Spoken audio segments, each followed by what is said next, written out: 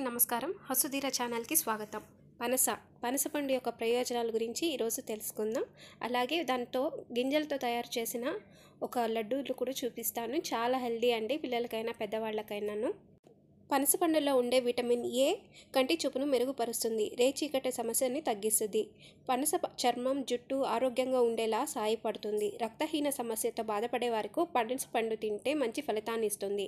పనస పండులో ఉన్న కాల్షియం శరీరంలో ఎముకలు బలోపేతం చేస్తుంది. పనసలో ఉండే ఫైబర్ జీర్ణక్రియను సాఫీగా జరిగేలా చేసి కడుపులో ఏర్పడే గ్యాస్, అల్సర్ వంటి వ్యాధులను నివారిస్తుంది. పనస పండు తినడం వల్ల శరీరానికి ఇన్సులిన్ అందించిన దానితో సమానంగా అవుతుంది. ఇది శరీరంలోని గ్లూకోజ్ లెవెల్స్ పెరిగేలా చేస్తుంది. పనస తొనలే కాదండి, పనస గింజల వల్ల కూడా ఎన్నో ప్రయోజనాలు ఉన్నాయి. పనస గింజలతో రాగి పిండి ఉపయోగించి ఒక లడ్డూ చేసి చూపిస్తానండి. చాలా హెల్దీ, పిల్లలకైనా పెద్దవారికైనా. చూడండి. పనస గింజలను ఇలా ఒక బాండల్లో తీసుకొని బాగా వేయించుకోవాలండి. సిమ్లో పెట్టుకొని చాలాసేపు కొంచెం టైం తీసుకుంటుంది, బాగా వేయించుకోవాలి. ఇలా బాగా వేయించుకున్న తర్వాత వాటిని పొట్టు తీసుకోవాలి. ఇలా ఇక్కడ వీడియోలో చూపించిన విధంగా పొట్టుని, గింజల్ని సపరేట్ చేసుకున్నామండి. పొట్టుని మీరు చెట్లుంటే వాటికి వేసేసుకోవచ్చు. ఈ లడ్డూకి కావాల్సిన పదార్థాలు రాగి పిండి, ఈ గింజలు, వేయించుకున్న గింజలు, బెల్లం, ఇంకా నెయ్యి.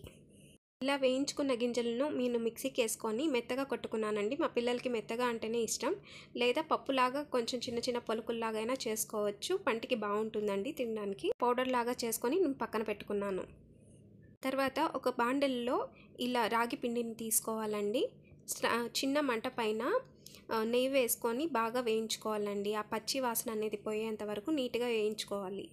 బెల్లంని వేసుకున్నానండి. దాన్ని పాకం ఏం అవసరం లేదు, జస్ట్ బెల్లం కరిగితే చాలు. కొంచెం లిటిల్ వాటర్ వేసుకొని దాన్ని కరిగేంత వరకు ఉంచుకుంటే. తర్వాత కొంచెం కొంచెంగా ఆ బెల్లం పాకాన్ని వేసుకొని ఆ పిండిలో కలుపుకుంటూ ముద్దకయ్యే విధంగా చేసుకోవాలి.